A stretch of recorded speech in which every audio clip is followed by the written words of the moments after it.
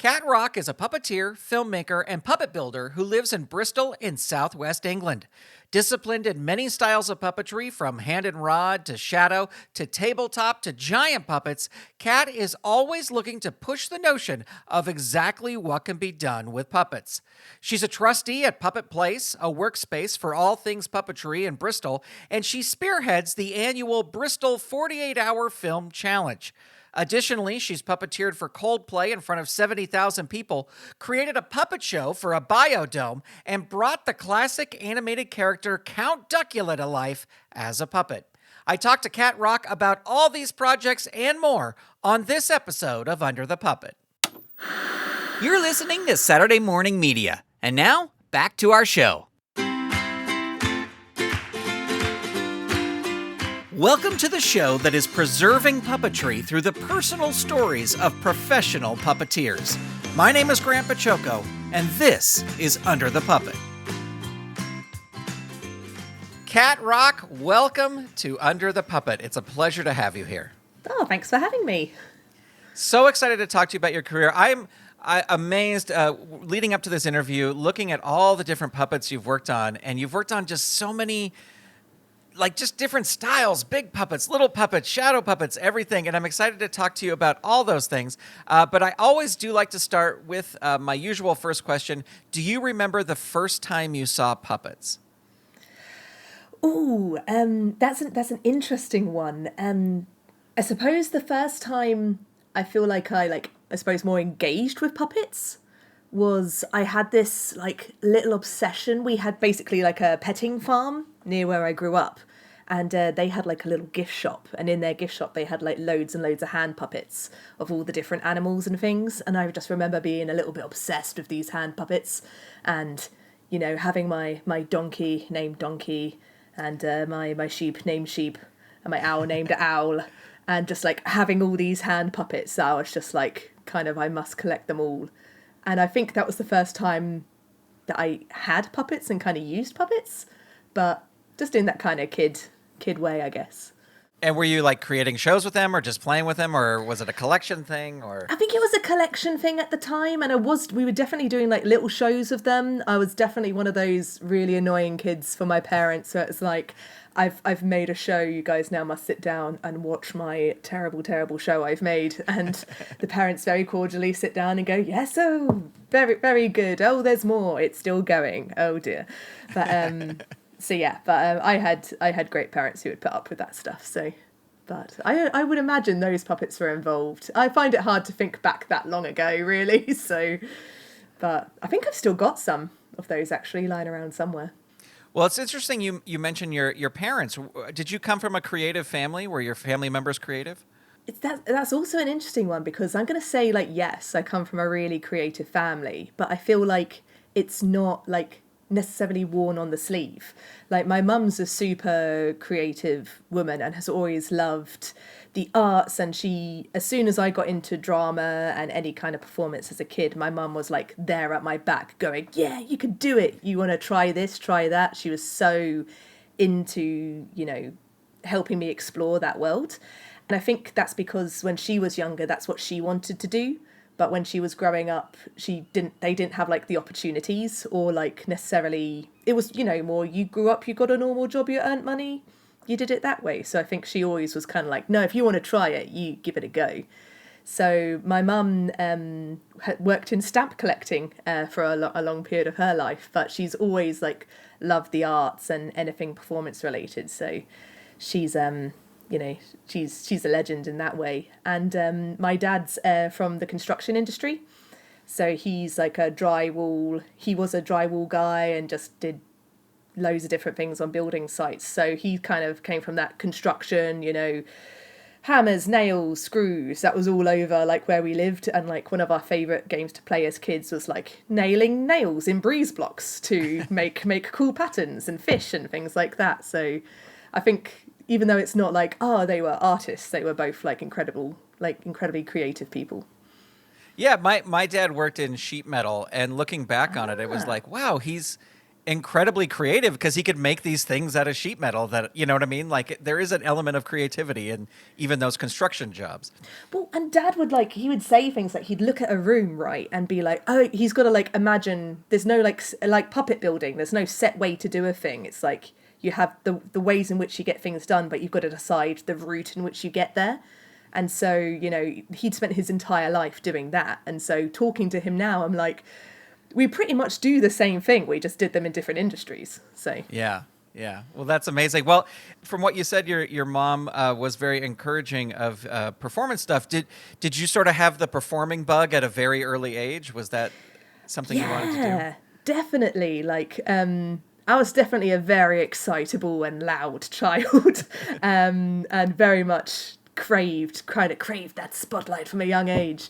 But I was very lucky as a kid. I did ballet classes. I did all kinds of performancey things, and I went to an amateur dramatics drama club every week from when I was very young. And I moved up from all the stages, and I stayed on for the adult stuff until I eventually did college and went off to university and did that, right? But yeah, I was always in some kind of acting group or show at school type thing. So yeah, it's always been my jam. And were puppets involved at all during this performing, going through school and everything? On the early stages, no, not really, because I think when I was, going down that route, puppets hadn't really kind of made that comeback that they have now, especially in kind of the theatre that we have over here in England.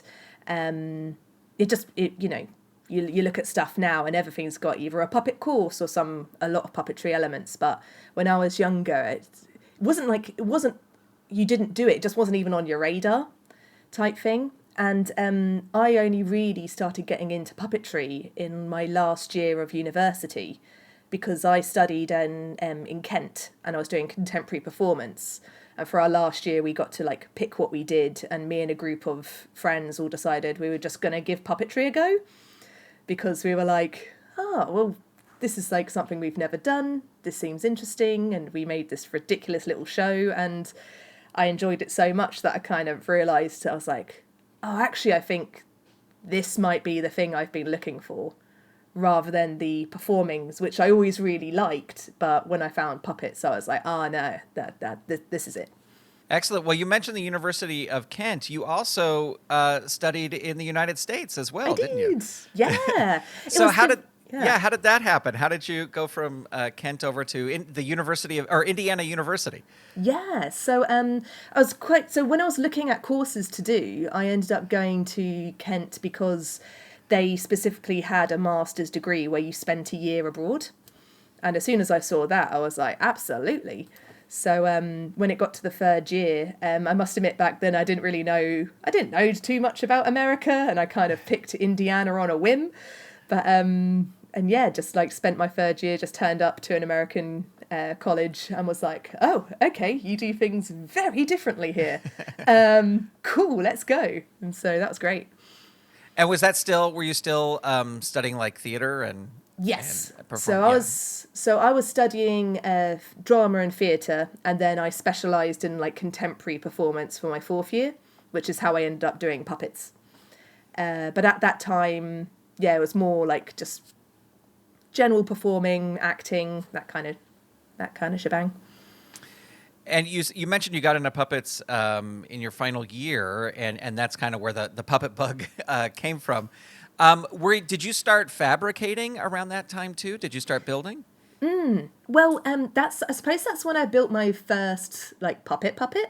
But up until then, I've always made stuff my whole life. As I said, that's just kind of what our family did. We were very hands-on.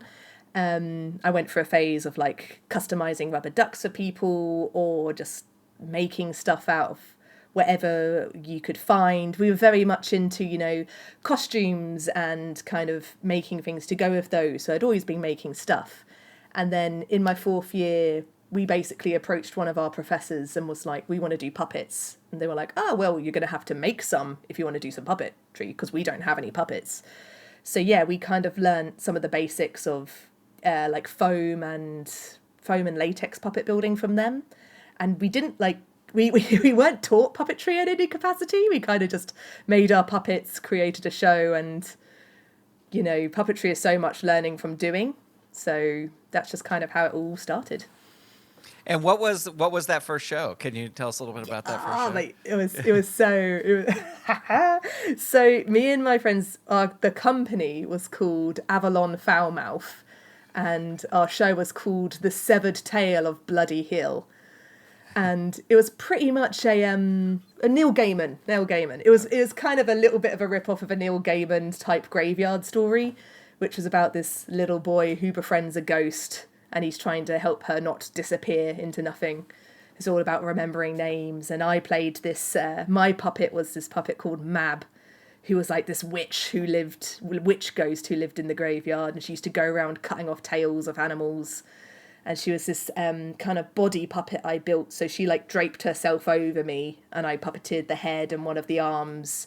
So she was kind of this big, like kind of almost spidery witch person. And I feel like she was pretty good for my first ever puppet. She was very fun to perform. And it was like kind of just a ghoulish, like, it was very contemporary at the time, darling, because you could see the puppeteers and everything. So, because this would have been back in like 2009. But yeah, I still remember that show quite vividly. So. And after getting your master's degree in theater arts and performing, so what was sort of the plan after schooling? Did you wanted to do more theater stuff, or what was the goal? Oh, that was my problem. I should have had a plan. Yeah, that would have been good. So, well, when I graduated, I think like a lot of people, I had like the will and the want, but not quite necessarily. I didn't quite know how to do it. So I did a few performance-y related jobs, and then my plan was always to be miraculously discovered in some kind of capacity. But I think we will learn that very on. You've got to do a bit more work than that. But I managed to kind of blag my way into an audition for a puppet show for Duckula. Do you remember that cartoon? Yeah, absolutely. Yeah, Count Duckula. They did a stage production of that here. And managed to kind of blag my way in, being like, oh, yes, I'm a puppeteer. I've done this thing, I guess, this counts. And managed to get that gig. And then, kind of all went from there, really. Yeah, well, and I didn't even know that they had done, I'm familiar with the cartoon, but I had never known that they did a live stage version. What were those puppets like? Were they full body, or were they Muppet style, or? They were more Muppet style. So it was kind of a classic kids show set with like holes that puppets would pop out through. And we had Duckula, Nanny and Igor. And it was just a wild and wacky tale of Duckula looking for his family jewels, which was always, a funny joke. And I think it was like a 45-minute like really high energy kids show. We had like a human presenter in it, so they like turned like, oh, my friend Duckula's invited me down, and then we had a pre-recorded track that we lip sync to with the different puppets. And it was a fun little show. It went kind of like did summer touring around the UK to like different venues and stuff. And how many performances do you think you did of that? Well, I did 2 seasons of that show because it was only ran in the summer, and we were performing 6 days a week, and I think we did 7 shows a week. 7 shows a week, so quite a few. But summer here probably lasts about 2 months or something like that for touring. It also just seems that it's that is a good way to learn puppetry. I mean, you're doing it a lot, because like over here, and I'm sure over there too, but I've interviewed a lot of people who it's theme parks, doing puppets in theme parks, Disneyland or wherever, that they really get their experience. Like they're starting off like, oh yeah, now I really know how to use a puppet, Well, and I think so that was like my first, I would say like proper puppet job, if I'm remembering my own timeline correctly. But I had also I made a couple of puppets because I had the skills and I learned about foam and latex. So I had this great zombie puppet called Dead Ed, who I'd just go to run. Me and my friends back then were really into zombies, and we used to do the zombie walks in London, and we used to do a lot of puppet themed zombies stuff. And I remember having this puppet, which I used to take everywhere to like any event I could. And he went to a couple of really low bar zombie film releases as kind of like random walkabout gigs. And even that kind of gives you like the confidence and like the practice to get like even better. Just like when you're interacting with people and performing, then you're like, this works well when I do this. And then doing Duckula just really honed those like stage and repetition skills that you need as well. Excellent. Well, I want to talk a little bit about your fabrication and your building. You mentioned you just kind of figured it out for your first, that you're always making things, but you just kind of figured it out for your first thing. But when you really started getting into it, were there any resources that you used to sort of learn, more of the craft, or was it all just experimenting and building on your own? Mostly that, but obviously we have got such a great, the internet's such a great resource for building techniques. And when I moved, I'd always been making puppets, but when I moved to Bristol and I joined Puppet Place, I was in like a workshop studio where I had, the tools and the people around me who were also making puppets.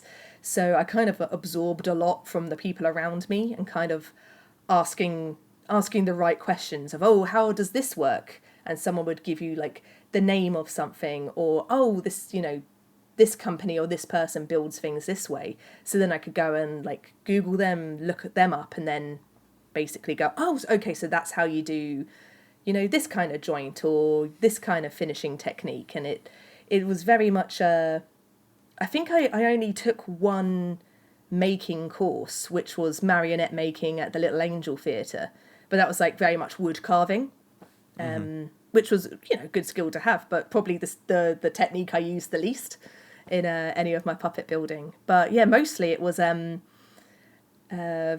getting just seeing how everyone else was doing stuff, trying to learn what that was, and then playing on top of that to see like how I liked to do things, and also just bringing in a lot of, there's so many, with my dad being the builder, there were so many things I already knew to make other stuff that was like, that's just this, but made of a different material. So it was very much osmosis, I guess. I osmosed my way into puppet building.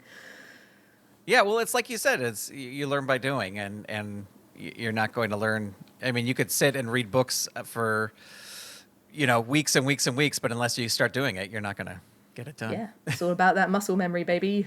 Yeah. Well, you have built, looking over your portfolio, you have built a lot of big puppets, sort of like giant puppets, a bat, and they're all amazing, a butterfly. Can you talk about your process? Because I think a lot of people know about making Muppet-style puppets, but building something that big, can you talk a little bit about the process of doing that?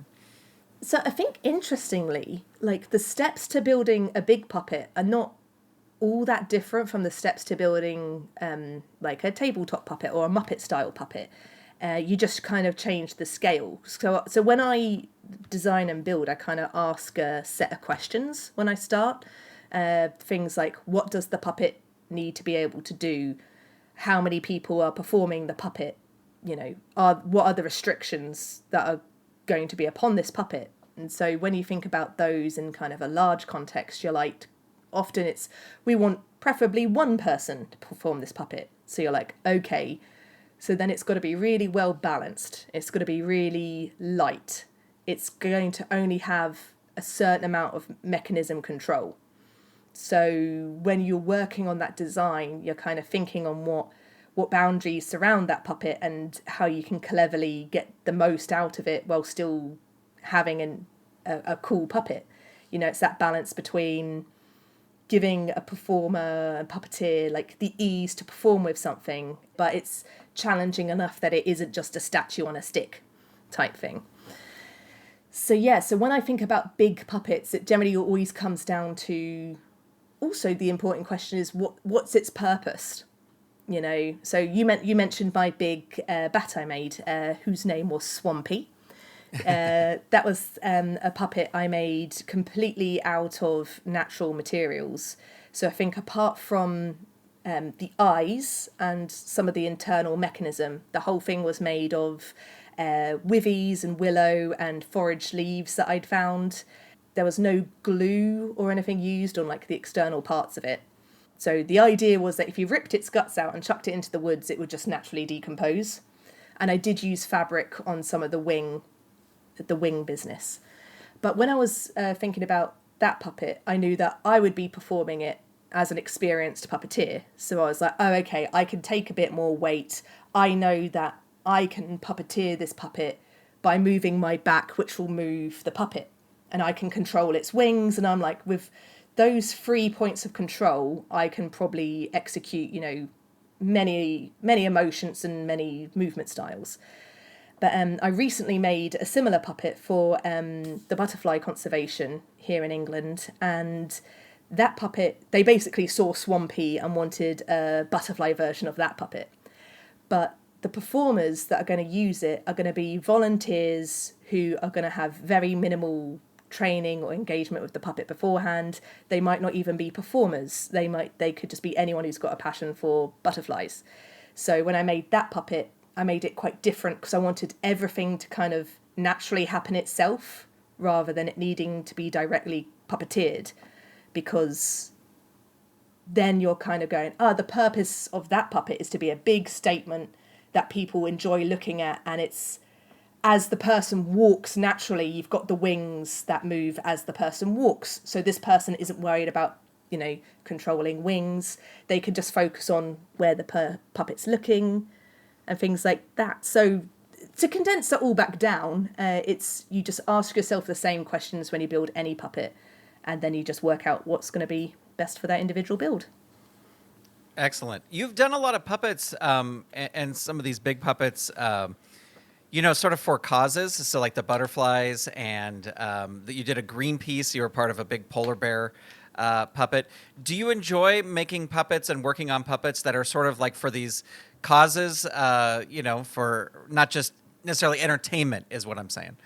Absolutely. In fact, I really would like to look into kind of like funding grants to really develop that.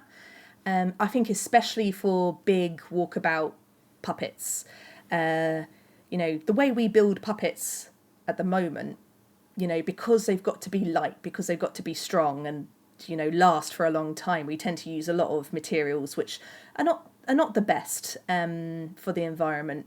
The way we kind of like look at it here is we use a lot of scrap materials that we get like passed down through the industries. So we try to buy foam that's like the offcuts from other things. So you're kind of reducing your impact that way. But there are some things where I feel like if we can change the way we think about how puppets look and what puppets do in that kind of bigger sense, then there's a whole reams of eco puppetry you could be doing out there, and there's lots of interesting things coming onto the market that I would love to play with. So I absolutely love. So when the butterfly conservation were like, oh, we love this idea of an eco puppet, I was like, but boom, I'm your builder, because that is a big passion, and I'd love to like see how you could even bring that into like smaller builds. How does that all tie in to just puppet making in general? But I love an animal, and I love a tree. So anything where those guys are happy after a puppet, then I'm happy to. Excellent. What has been one of your most challenging builds that you've ever worked on? Well, each build itself proposes different challenges. So I've worked on some things where it's been challenging because of time restraints or budget restraints. So you're trying to creatively get around those issues. I've also worked on challenging projects where maybe designs are changing a lot, and so there's lots of different factors that because no building a puppet is ever the same unless you're cranking out the exact same puppet over and over again. I'd say a challenging puppet I had recently was I made a puppet for our science museum we have here in Bristol called We the Curious, and I've made them this little alien puppet called Blurgle Wurgle, who sits in like a side bag and is a little alien trying to find a home, and they do a planetarium show about trying to find Blurgle Wurgle a home. I really liked making that puppet. And it was challenging again because the people who are going to be using that puppet are not necessarily going to be puppeteers. They're going to be people who do lots of things within the science museum. So they're giving talks in the planetarium, and they're also kind of welcoming people in. So it was trying to design a puppet that is really engaging and full of life, but could be that without someone having, weeks and years worth of puppetry experience. So, and then there was limitations on, it has to fit multiple sized people. It has to have multiple different size hands in the mechanism on the inside. There was a lot of little things you had to consider in one design.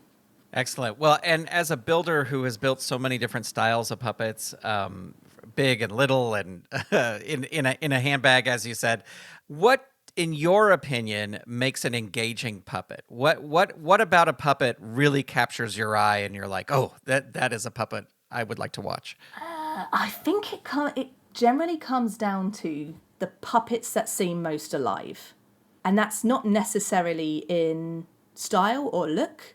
It mostly comes down to movement. I think I was actually having a chat with someone about this earlier. We were like, what makes an engaging puppet? But it comes down to that.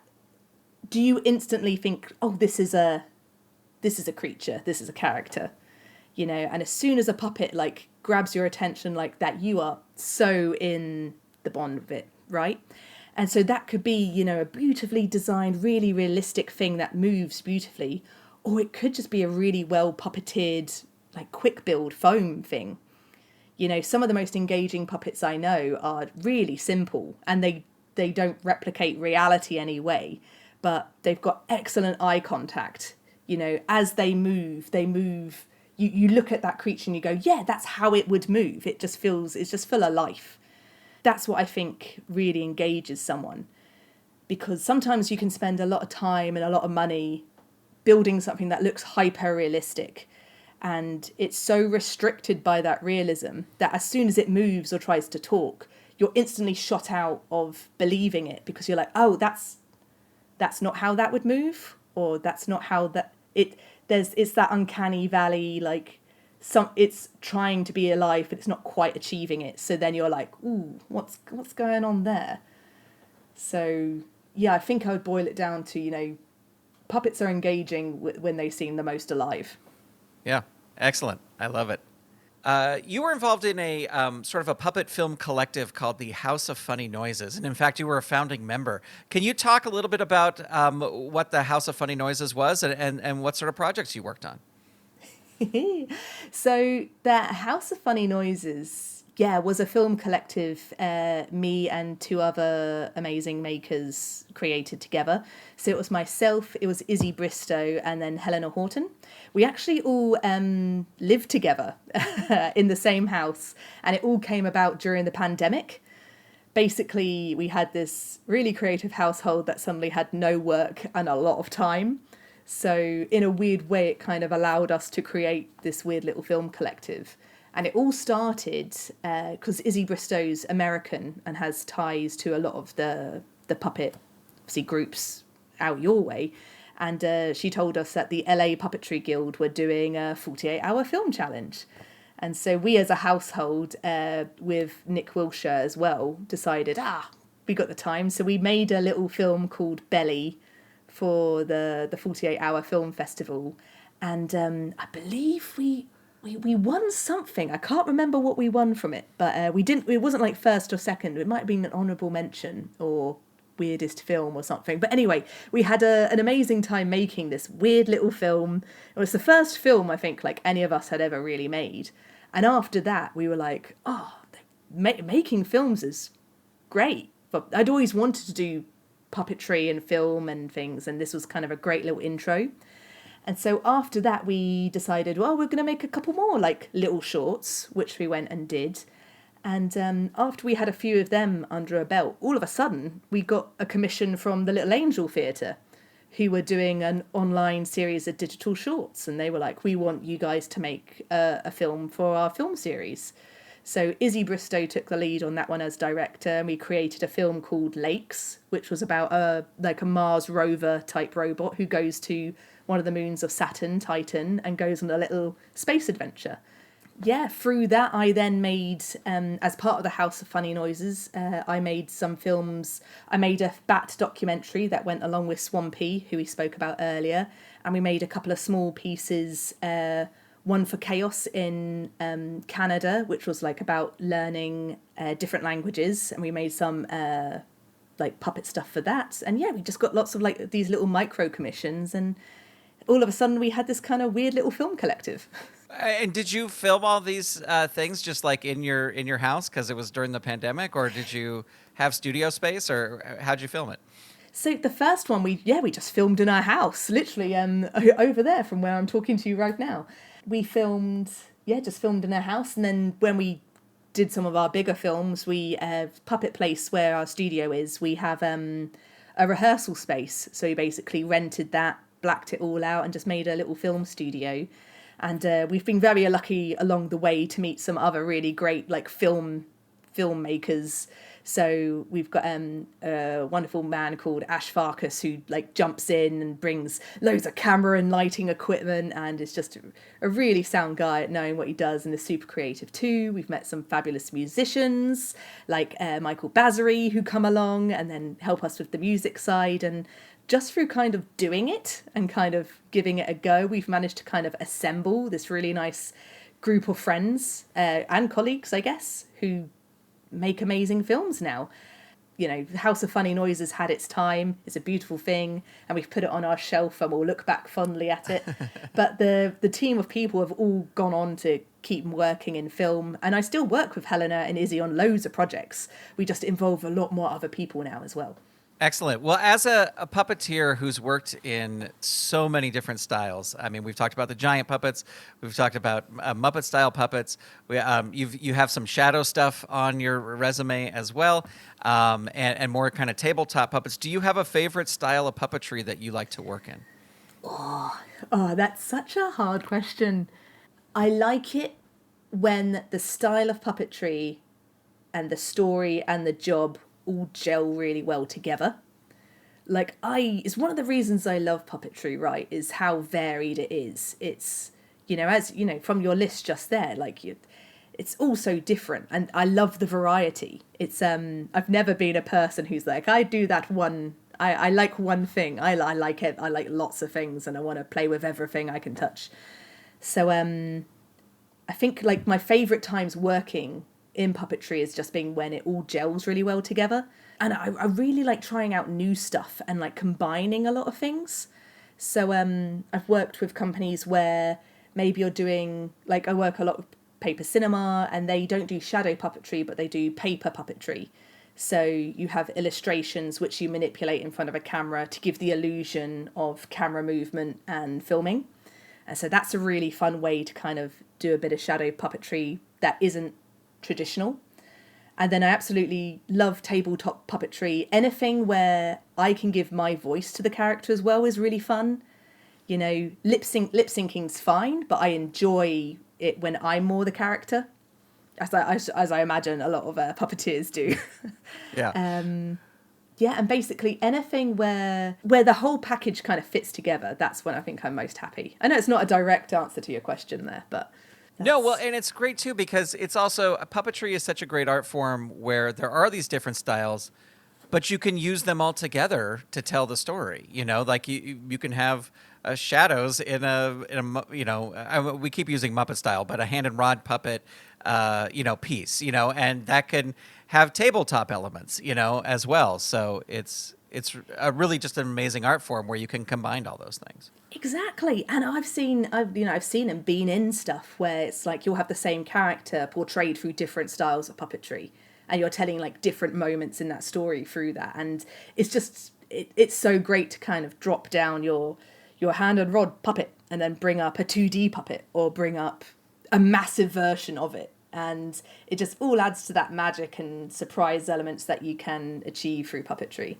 So yeah, I think I like a bit of everything when it's done well. Yeah. Well, you are someone who's very interested in film puppetry. And you know, even on your about page on your website says that you want to kind of push what people expect of puppetry on a you know, on film and what they're seeing. Can you talk a little bit about maybe some of the projects you've worked on that are kind of headed in that direction? Well, yeah, again, it's like, it felt like, and it is happening all around us, that puppetry is managing to climb out of its weird little puppetry box, and like, obviously Muppets and the Hensons have done so much for puppetry in the world, but it almost kind of dominated the market in a certain way. And it's quite different here in America and Europe. We've got so many different styles, and kind of even our touring and our just, it all feels very different. And I think it even went back to that first 48-hour film challenge where I was like, there's not as much variety in here as I was kind of expecting with how I engage with puppets. So when I talk about like pushing what film puppetry could be, it's about, like, think you almost don't, how to phrase it. It's like, I just want to see what else can be done, and working out, how you tie in puppets into telling amazing story. And that's what it comes down to. With it's not necessarily starting with your puppet, but it's using puppets to tell these stories where you're like, we just can't tell it any other way. I suppose in the pipeline, I've got a few films that I would actually really like to make. Well, I'm at that glorious stage of trying to find someone to give me money for them, but which all kind of look more into telling these more stories that I feel like people will be able to connect with them more through puppets than they could through humans type thing. I think it takes off a certain level of boundary when you're looking at something that anyone can connect to, and it's not limited by kind of like the human form or anything like that. Because on your website you mentioned the pushing the boundaries of film. So just kind of what you're looking at in order to do that and push things in that direction. So I think like the main part of it is experimenting, and I'm a big sucker for old school practical effects, like in film, cloud tanks, anything. Kind of the old ways they used to do space in film, and the old, looking at the ways they used to do effects. I feel like they have such a place still in film, and when you connect those with puppets and like this kind of practical, almost I can touch it, like filmmaking way, you can just create wonderful worlds and wonderful stories. I want to like make stuff that people didn't expect to see, and maybe you even watch and don't even necessarily consider, oh, that's a puppet film, because it's about a puppet or about a puppet character. Its puppetry is just used really well in a really interesting way to tell the story in film. Excellent. Well, you've mentioned Puppet Place a few times. Can you the magical Puppet Place? The magical. Well, can you let us in a little bit on the magic? And for those of us in the U.S. who may not know about it, tell us what Puppet Place is and how you got involved there. Yeah, so Puppet Place is an amazing charity here in Bristol.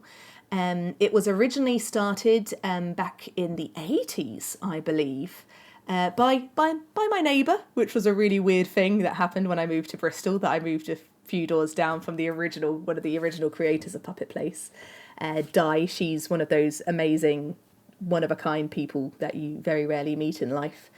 But it started back in the 80s and was just a group of people who were trying to champion puppetry, kind of like get it recognised more as an art form. It then took a bit of a quiet spell for about 20 years and kind of came back with a vengeance in the early 2000s when it became an actual physical place on the Bristol harbour side, where it's currently located. It's in an old boat warehouse right by the river, and it's got about 20 years of puppetry history within this one building. The building was like loads of things before it was Puppet Place. It used to be like a wood storage unit. It used to be the chapel for the dock workers. It's got this really weird and like higgledy-piggledy history. And then it was taken over by Puppet Place, where through people just kind of sneaking their way in and eventually being like, I think this should be a exciting puppet facility. It just kind of became its own thing. It became a charity and developed more as a residential space for puppet creatives. So what it is today is a space where about 20 different puppetry related companies and individuals all have their studio space. So we have a big workshop where people build puppets and sets for theatre and film. We've got people in there who are illustration based, who are stop motion based, puppeteers, makers, companies. It's just a real hub of puppetry in the southwest of England, and we wear our history on our walls. So as you walk through, you just see all these amazing puppets and all these little bits of sets and posters from past shows. And then you go to where people are working, and they're working on the new and the now and like what's coming next in puppetry. And so it's just an amazing place to work. I originally just applied for a space there when I moved to Bristol. I just sent an email and was like, "Hi, I do puppets, can I join in?" And eventually wheedled my way into a tiny little space in the corner. And then gradually, as the years have gone on, my space has got bigger and bigger and bigger. And hopefully soon it will be even bigger. And yeah, we've got some companies like Green Ginger, Pickled Image, Opposable Thumb, who have been there for years and years and years. And then we've got loads of like new members of the community who are just starting out their puppetry career. And yeah, it's a fascinating place to have your studio space. Yeah, I mean, we have puppet theaters here in the US, but I don't think we have anything like that where it's just this, because it just seems like that's the kind of place where it's like, oh, I'm trying to do this thing, I don't know how to do it, and there'll be 5 other people there you can ask, to do that. You have just like one of the biggest learning curves I had was when I started working at Puppet Place. As I said, I'm not a traditionally trained builder or traditionally trained puppeteer as a fact, but just by being surrounded by other people who also aren't necessarily even professionally trained. The guys who have been there performing and making for 20 years, they didn't go study puppetry. They just found puppetry, made stuff, and then just developed it as it went. And that's why everyone's got such like these unique styles and ways of working. But if I'm faced with a problem, I literally look up, and as you said, I've got 10 people I can ask opinions of. The amount of times I get tapped on the shoulder and it's like, "Hey, how would you approach this problem?" Or, "Hey, do you have a round thing that twists this way and maybe pivots in this direction?" And you go, "Oh, a fin nibbly boop. Yes, I've got one of these." It's that kind of working space. We're very open. There aren't many walls dividing people. It's like, everyone, gets very excited when they discover a new technique or material, and it sweeps through the building and suddenly everyone's like, "Oh, have you seen this new thing?" When you're surrounded by talented people who are all doing this kind of like, you all kind of grow together, right? Because you're bouncing off each other, and like communities like that are very rare, and it's a very special place. Yeah. And I found, I mean, we've talked about this on the podcast before, but puppetry seems to be one of those art forms where people don't mind sharing how they do things. Because sometimes, I mean, when you get a little bit close to like the movie TV world, you sometimes get a little bit like, no, this is a secret and I'm not going to let anybody do this. But it just seems that puppeteers are a little bit more free of that. It's like, yeah, come take a look at how I do this. Yeah, and I think it's one of those art forms, both the performing and the making, that attracts those kind of people, right? I mean, I know personally for me, when I discovered puppetry, it was like the freedom that it gave you, that you were so not, the amount of times when I was early acting and they'd be like, "Oh, you'll be great as soon as you hit your 30s because you're that kind of look," How boring is that? Like, I'm not going to spend all my time waiting for a moment that I can meet someone else's expectation of what I can do. That's a waste of time. And puppets, it's we build the things we want to see, and we work the people you want to work with, and it's you can be anything, and like very rarely are you even a human. So Right. that's why it's so much fun, and so many people who I think are looking for that kind of freeing chaos kind of all kind of come together. And because you're those people, you're very excited, and you want to show people what you've done, and you want to learn from everyone else. I think there's only been a couple of times in my whole career where someone's been a bit guarding of what they're doing. And generally, everyone's so up for sharing. So that yes, but it's why puppetry produces amazing stuff, is because of this kind of sharing community that everyone has. And it means that like it elevates the art form. because the knowledge is there for people to consume and improve upon and experiment with. Excellent. Yeah, I could not have said it better myself. And speaking of sort of collaborative things, and I know that you're very involved in this, and I believe Puppet Place is as well, and that's the Bristol 48-hour Puppet Film Festival. Yeah, the Bristol 48-hour Puppet Film Challenge. Film Challenge. Can you tell us a little bit about that and how your involvement in that came to be? Yeah, so this is good for your listeners because actually, this happens every year in September. So our 2024 challenge is going to begin on the 13th of September. So if you are listening to this, you have time to apply and register, guys. I'm sure there'll be some kind of link to get there. Absolutely. But it actually came about, it was originally a House of Funny Noises thing, because we did the 48-hour challenge in LA, not in LA, but for the LA Guild. And we had so much fun. And at that time, we were so desperate to do something that we were like, oh, this needs to happen here. We've got this puppet hub. We've got all these UK puppet people. We've got all these European puppet people who hadn't become quite aware of the LA one yet. So we were like, brilliant. Well, let's just frickin' do it. So basically we just picked a random date, kind of set it up, made a poster, and just started emailing people, and that's how it started. It was if we're going into our 5th year now, this would have been, it started in the pandemic, so it would have been 2020. Yeah, 2020 was the first one, and it was absolute chaos. But it produced these amazing films. The one that won our first year was called The Sun, the Moon and the Sweep. And it's this weird film. It's got this original, really cute, kind of almost lullaby-esque song to it, or more folky song. And it's about a doll that's sweeping, who falls down and cracks open their head and then ascends to the space above. And it's this weird little 40-second film that I watched and was like, this exists now. This is amazing. I love it. And yeah, it's just, we knew that people needed something to work towards, especially everyone in the puppet industry who just couldn't work. And film was so accessible for everyone at the time because we were like, just film it on your phone, download some royalty-free music and just see what happens. And that's basically how it all started. Oh, we originally, for that first challenge, we made a 5-minute trailer. We spent 2 weeks making this trailer for the thing, and I was really happy with it in the end. But I thought, we did have a lot of time on our hands back then, didn't we? But and after the success of the first one, we had such demand for it that we wanted to do it again. And we were all residents of Puppet Place at the time, and so I went to Puppet Place. I'm now a trustee of Puppet Place. I wasn't at the time. And I just said to them, hey, would you like this to become a Puppet Place thing?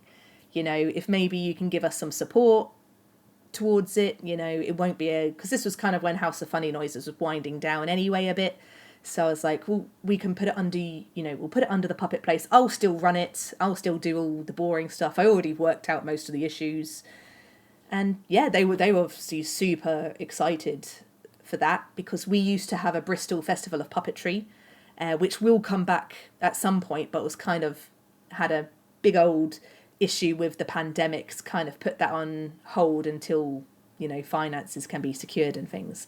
And so this is our lovely little stand-in where we still get to kind of produce and share all these amazing puppet films around the world.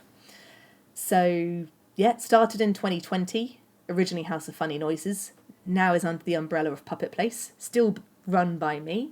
But yeah, we're going into our 5th year now, and it's become a much bigger event than it was in the beginning. We now have a live finale. So all of the local people who are involved get together, and we're going to, hopefully, I think it should be confirmed, be doing a live screening at the Wardrobe Theatre in Bristol. And we sell it out. Everyone gets together, they bring their puppets, we watch all the films, and we announce who's won it live. And it's just this wonderful night of everyone just being like, yeah, weird puppets. And even this year we've extended. We've got a new category this year called the Tipper. So it's the Inclusive Puppetry Alliance category. which is to open up our access to the 48-hour challenge. So we were approached by a company called the Broken Puppet Theatre Company, who they work a lot with people with chronic illness and disabilities, which means that for various reasons they just can't do a 48-hour challenge.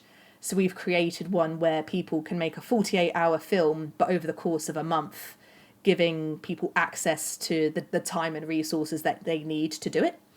So and this is our first year doing that, and that's amazing that we've got this whole other like little section now going on with that. And I think we've already got like 6 teams signed up for that category. That's currently, happening as we speak. So we'll be really excited to see how that goes.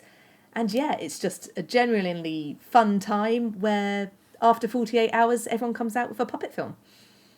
What advice do you have for a puppeteer who's like, oh, I should I do this? Should I do, like, what advice do you have for somebody to like just get going and to enter? So if you're sitting there and you're thinking, oh, should I do it? Do it. If you've even got a little whiff, a little spark of, oh, that looks interesting, you should just give it a go. It's donation only, so you can do it for free if you're really unsure and don't know if you want to, give any money towards it. Absolutely fine. We want people to have a go.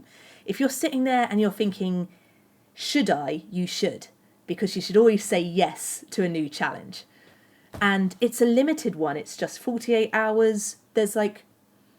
It's pressured in itself, but our expectation, like the goal of the challenge isn't for people to make perfect, beautiful films in 48 hours. We're looking for people to have a go and experiment with new things, come up with fun ideas, and just use it as an opportunity to give all those ideas that sit in the back of your head. Just give them a try and see what happens after 48 hours. At the end of it, you're going to come out with some weird little film that at least one little bit of it you're going to be real proud of, and that's worth it. So my advice for anyone who is wondering if they should, I'm like, it's a very low pressure thing. Just give it a go.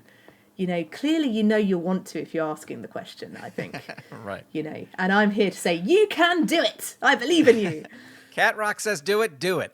Yeah, that's going to be our next t-shirt for the challenge. It's just me going, you can do it. You can do it. Well, the Bristol 48-Hour Film Challenge is coming up in September. Can you give everyone just sort of a brief overview of it, if they're not 100% sure what it is, and then also how they can get involved if they want to? Sweet. So the Bristol 48-Hour Puppet Film Challenge is a challenge that takes place on the 13th, 14th and 15th of September. At 7 p.m. British Standard Time, we announce the challenge prompts, which will be an action, an item, and a theme. Once we've announced the prompts, teams and participants have 48 hours to create a totally original puppet film. So that means you've got to come up with all your ideas, either source or build your puppets. You've got to shoot, you've got to edit, you've got to score, you've got to make a whole film before the deadline of 7 p.m. on the 15th of September, British Standard Time again. So it's just one weekend that you dedicate to making a puppet film. Once all the puppet films have been submitted, we then go through them. We send them to our panel of judges who make their decisions on who's coming first, second, third. We've got many categories involved in this year's. We have youth categories. So we've got the best of under 15s. We've got the best of 16 to 21, which is our getting into puppetry category. We've got the Tipper Award, which I mentioned earlier, which is the Inclusive Puppetry Alliance Award. We've got the best of Bristol, which kind of highlights our local participants. And once the judges have reviewed all the films, made their choices, we then do a big film festival all online where we show every single film that's been submitted. And at the end of that, we have a film festival finale where everyone can see which films have placed in the top 10 and won the awards. Yeah, so if you're looking to participate in the challenge, you can head over to our website, which is bristol48hpuppetfilmchallenge.co.uk. Or if you go to @puppetplace on Instagram or on social media, then you can follow all the links through there, and that will have all the FAQs, rules, and links to registration. Perfect. And I'll have a link in the show notes for this episode, so people will have quick access to it. Well, I wanted to ask you about a fun puppetry project that you got to work on and puppeteer on, and that is you did some shows with Coldplay, Yeah. with the Weirdos. So, can you talk about what that is like? Because I'm sure performing in front of a huge stadium full of people is pretty different from other things you've done. Yeah, I mean that's definitely one of the career highlights so far, because not only are you obviously performing with like Henson puppets, which is just a nice little geek moment for you there, but it is the biggest live crowd I've ever performed in front of. So I believe we did the UK dates, and so it was about 70,000 people capacity at some of these stadiums, and if the song that came on before our section, before the Weirdos came on, was one where they completely like black out the stadium and everyone's light up wristband is just one orange glow. So it's like looking out onto darkness and just seeing 70,000 candles like in front of you. And that's what we're staring at as we're in our little crouch positions ready to pop up. And they're finishing off that previous song and you're just going, oh, what's the song? Oh, it's Fix You. It was Fix You they played before us. So they're going, I will try to fix you. And you're just there ready. And there's just such a little rush of adrenaline when you just know there's so many people out there waiting for that next big uplift. Yes, it's really special times. Excellent. And how many shows did you do with them? So I believe we were on tour for, it was only a couple of weeks because I think they've changed how they do it now a bit, but they had Nicolette Santino would tour with them as Angel Moon permanently, and then they cast the show from from puppeteers from the countries they were in, because they were also trying to be quite eco-conscious. So we did Manchester and Cardiff, and I think it was over the span of 2 weeks. So, but what a 2 weeks, It's Yeah. you're there. I was the head of Wizard, who is the keyboard player, and he's a great puppet, massive hands, big eyes, big mouth, and you're just there, just like living your keyboard dreams. I don't know how to play a keyboard, but I was the head, so I just had to vibe it. So I was just like, it was a great time. Excellent. Well, the other project I wanted to ask you about is Unlucky, which is a live project you did as well. Can you tell us a little bit about this project? Just what it was about. Yeah, so that was the first my own independent show that I created and took to the Eden Project here in England. It's in Cornwall. It's like two big biodomes. One's rainforest and one's Mediterranean. And I was on tour. So before this all happened, I was on tour with the Moomin Show, and we did a performance at the Eden Project, and I got talking to the people who program any of the theatre and performance stuff they do, and didn't think much of it. And then after we'd finished touring with the Moomins, I got an email one day basically from them saying, oh, we're looking for someone to create a puppet show that we can do at Halloween, because we think that'd be really nice to put on inside one of the domes. And the brief was basically, we want a Halloween themed show, but that isn't scary or related to devils or necessarily the holiday of Halloween, but maybe something with a bit more, something more to do with what they do at Eden. So we kind of were talking about ideas, and we kind of came up with more local lore and things surrounding superstitions, because we were like, oh, okay, we can do an interesting story that maybe is what are superstitions and how can we explore that through a fun little kids show. So we made Unlucky, which was the story. It was a two-hander, so we had a human witch and her black cat familiar called Noir, and basically it was a terrible affair, my dear. They broke Grandmama's lucky mirror and were cursed with 7 years bad luck, and no one's got time for 7 years bad luck.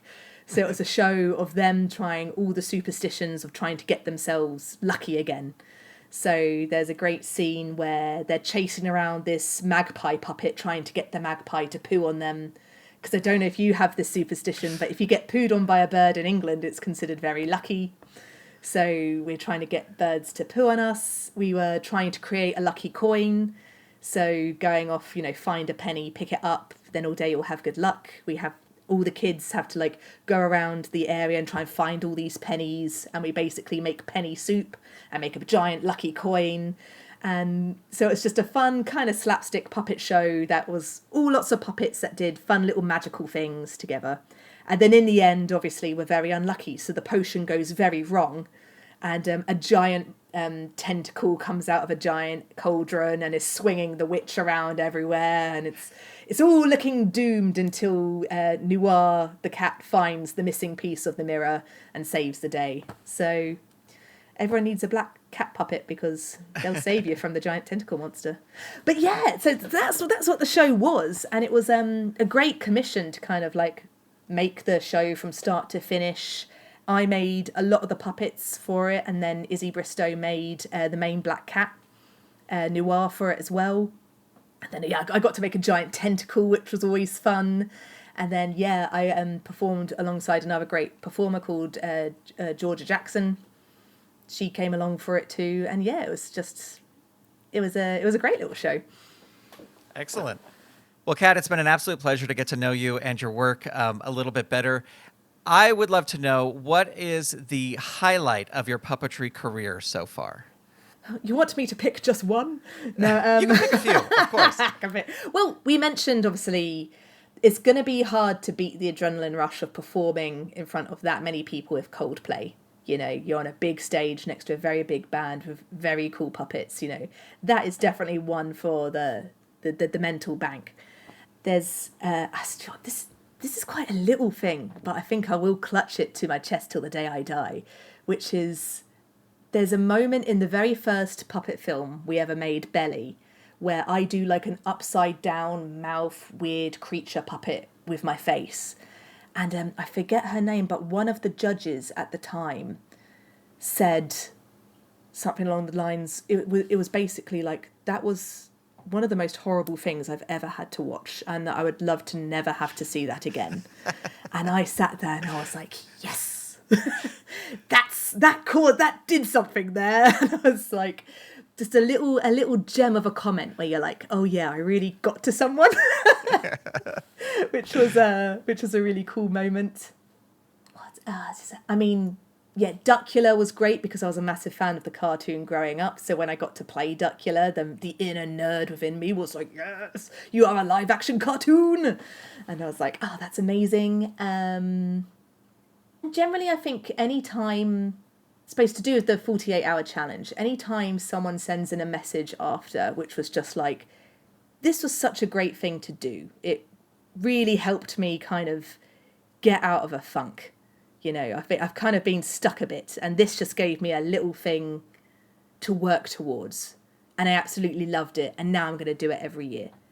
Little things. It's the little things, actually, I suppose, that are quite big highlights in life, because you look at them and you go, oh, this thing I've put a lot of effort into doing is really, it means something to someone, So I don't think I have a grand spectacular moment of my career. I'm sure it's still to come.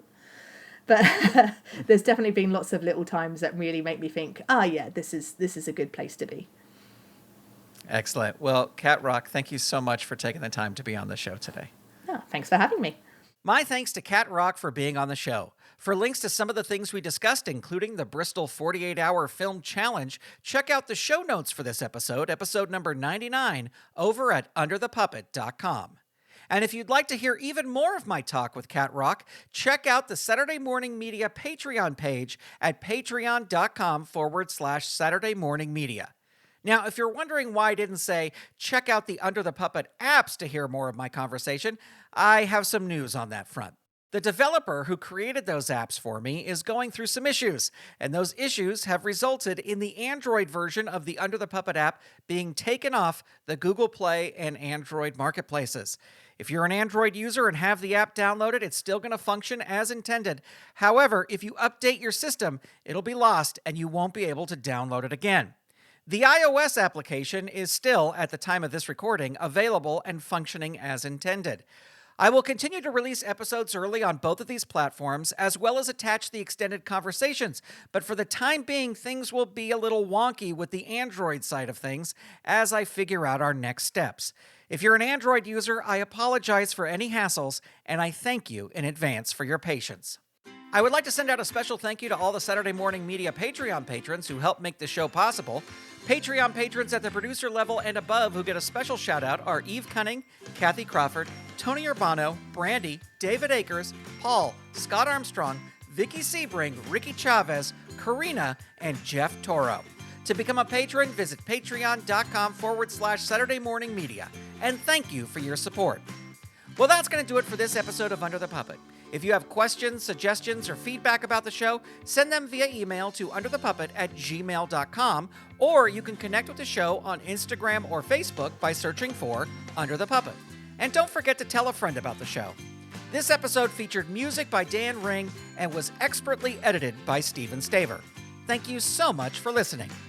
Under the Puppet is copyright 2024 Saturday Morning Media Grandpa Choco executive producer, all rights reserved. www.saturdaymorningmedia.com. Under the Puppet proudly presents The Adventures of Timmy the Tooth Reunion. In this almost 90-minute video, you will hear great stories from the cast and crew who brought this amazing puppet show to life. Plus, you'll see never-before-seen artwork and exclusive behind-the-scenes video. Under the Puppet's Timmy the Tooth Reunion is available right now at timmy.underthepuppet.com. You've been listening to Saturday Morning Media. Stay tuned. We'll be right back.